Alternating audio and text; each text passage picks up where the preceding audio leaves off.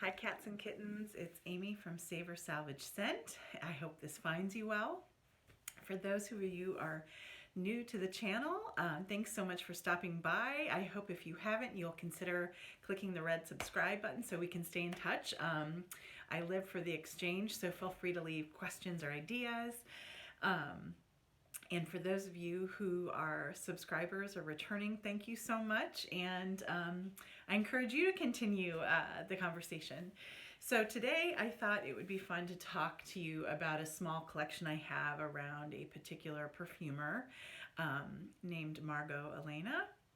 And my understanding is she has had numerous lines over the years, but some of them that I am familiar with are Library of Flowers, Lillian, and Tokyo Milk. And she has a few other lines as well.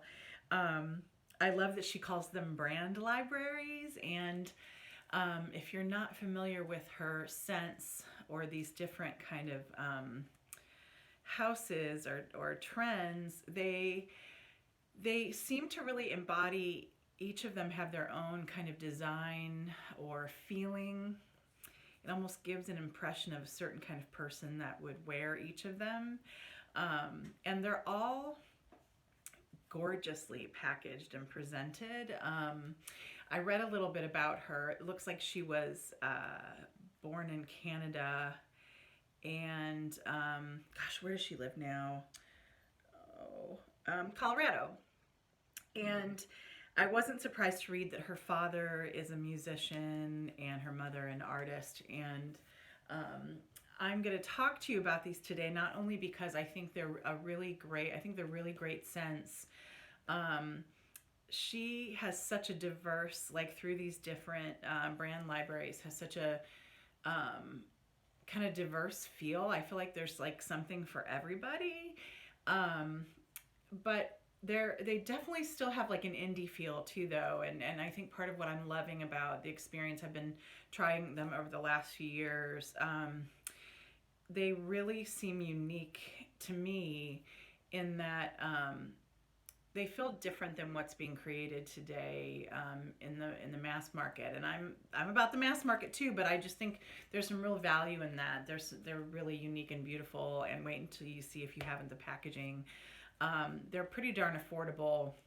Full price, they range from like 30 to I think 45, 50 maybe tops. There are a few that are 60, but the ones that I owned started in the like 20 to 40 range. And then they go on sale. Her website has promotions.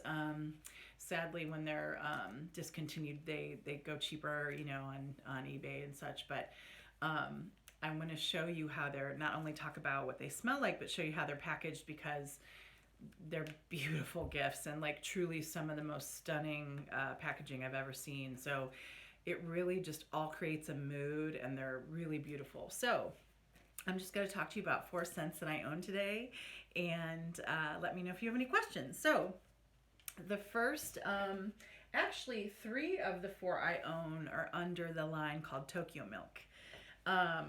That alone, the name caught my attention. I'm really into Asian or Asian inspired design, chinoiserie.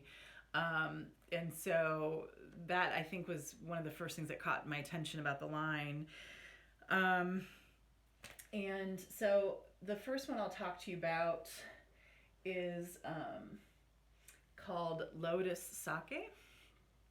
So I don't know if you can see, not only are the bottles really cool, so they're stamped with Tokyo Milk, the labels are really beautiful, but they usually have an image on the back, like in the back of the bottle. Really, really pretty. I think these start around 30 or 35.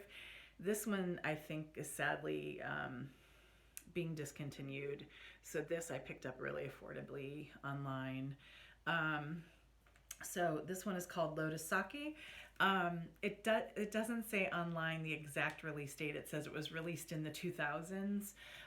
Some of her others that I own were released like in the 10s. So this is described, Lotus Sake, as a floral green fragrance. They don't say a lot about the notes. It's interesting. And my impression is that there are probably more notes than what are listed. But those that are listed are green notes, plum, green lotus, and warm sake. Um, I'll just say, some of you will know who have been following the channel, I'm not always a huge lover of aquatic or super clean scents. Um, Even though you might not necessarily take it from the notes, this to me is an aquatic scent. I like it, and which is rare for me with aquatic scents. I will say when I first spray it, it's a little sharp, and that's kind of my experience of when I have sake or even lotus flower, can be like, whew, really almost bright and almost shiny. But then as soon as this settles down, about 15-30 minutes in, it's super gorgeous to me. So yeah, it's like, to me, it's interesting. It's described as a floral green fragrance. I get aquatic green, some floral too, but anyways, this is Lotus Sake, just beautiful, beautiful. So the second bottle is going to give you a better idea of how they come originally packaged. So these come in a specific box that she produces. I bought this one without the box, but the next scent is Kabuki. And this, honest to God, if I own 300 plus bottles of perfume, this is one of the most beautiful presentations I've ever seen. And I'm like madly in love with the scent too. So this is Tokyo Milk's Kabuki. Look at that. I can't imagine even the cost in producing that. And it's very affordable. I want to say this started around between like 34 and 38, something like that. And then I got a discount because I think when you first purchase from their site, they offer like $10 off a certain amount. And so I went for this one. So this is the box, just crazy beautiful. And then you open it and voila, there is the bottle. And like the other one I just showed you, it has an image in the back as well. So this is Kabuki. Oh my God, I love this. Just crazy about it. This to me, it's interesting because all four of these scents to me kind of almost represent different people. This one's very Amy. So let me tell you what's in it. It's described as a floral fruity fragrance. And again, when I read the notes, I think there's probably way more than are described here, and I get a lot more than a floral fruity fragrance. The notes are sugared grapefruit, lychee, and sweet jasmine. I love all three of those things. And it's interesting to me because while I get hints of those things, it's funny how sometimes compositions can lend themselves to be something way more than, you know, just the notes. I get a floral orange creamsicle. It's heavenly. I find her perfumes, at least when you first spray them, the first few hours are pretty intense. Like, I get a really strong, like, floral orange creamsicle, but yet still sophisticated, really beautiful, just like gorgeous. I love orange scents, and so does my bestie. And this is a really interesting orange scent to me. It's so, like, there are a lot of kind of like bright sparkling orange scents, but this is something more. It's deeper, it's rich. It definitely smells creamy to me. I'm wondering if maybe the cream, gosh, I mean, sometimes jasmine can have like a lactonic effect. Yeah, who knows? And maybe there are just more things in here that are listed, but Kabuki is just so, so, so gorgeous. Highly recommend. Let's see. Next is still part of Tokyo Milk, but part of a line that they call their dark line. I actually smelled this first in a candle. I bought the candle and I just was like, oh my God. And it's funny because sometimes I don't want to smell like a candle or something that's in my house. I want to smell like different than that. But this was so good. I was like, oh my gosh, it's just so unique. And I would call this like, so yeah, Tokyo Milk Dark. This is called Tainted Love. So another really cool package. Look at that pink. Isn't that beautiful? And you open it up and there it is. I think this one's a little more. I think it usually runs like, I want to say about 45, something like that. But again, I got a really nice discount on it. So again, there are just a few notes listed. I'll read you what they are and then tell you a little bit more about them. Tainted Love was created first in 2011. She describes it as an oriental vanilla. And the notes listed are dark vanilla beans. Aren't all vanilla beans dark? Orchid, sandalwood, and tea. I seem to like a fair amount of perfumes that have orchid in them. My experience, I worked at a garden center actually when I was first growing up for a long time, and I'm deeply into gardening, and I have smelled many different kinds of smells from orchids. And the more I read about them, it sounds as though, depending on what they're trying to call as pollinators, they can really shapeshift as far as how they smell. Some of them, swear to God, have even been reputed to smell like things like rotting meat, excrement. I mean, so orchid doesn't always mean it smells nice. And but what I get from a lot of orchid notes and perfume is like a deep resinous vanillic floral, a little musky, but it's like deep and dark. And so the name Tokyo Milk Dark Tainted Love works for me. And I would say it's interesting because it's not in the notes. The notes are really simple: vanilla beans, orchid, sandalwood, tea. But I almost get like a tobacco-ish and or cherry smell. And I wonder if that isn't through the tea. Yeah, I'm guessing through the tea. Don't know. But all together as a composition, I get this, deep resinous, vanillic, florally musk. And I would almost call this like a gothic vanilla. Like it's just deep and dark and cool. Really, really nice, beautiful. And again, I think it's so cool because there's so many vanillic scents, but this does not smell like everything else. It's really original and beautiful. So Tokyo Milk Dark Tainted Love. And last but not least, oh my gosh,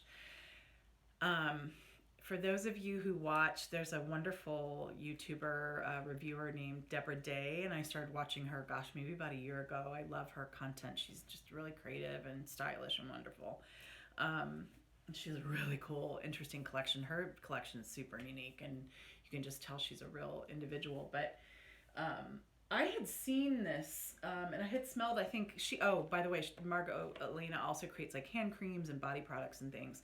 And I had smelled this scent in a hand cream and loved it. It might have even been, my sister had a boutique for a while, and it might have even been for sale in her boutique.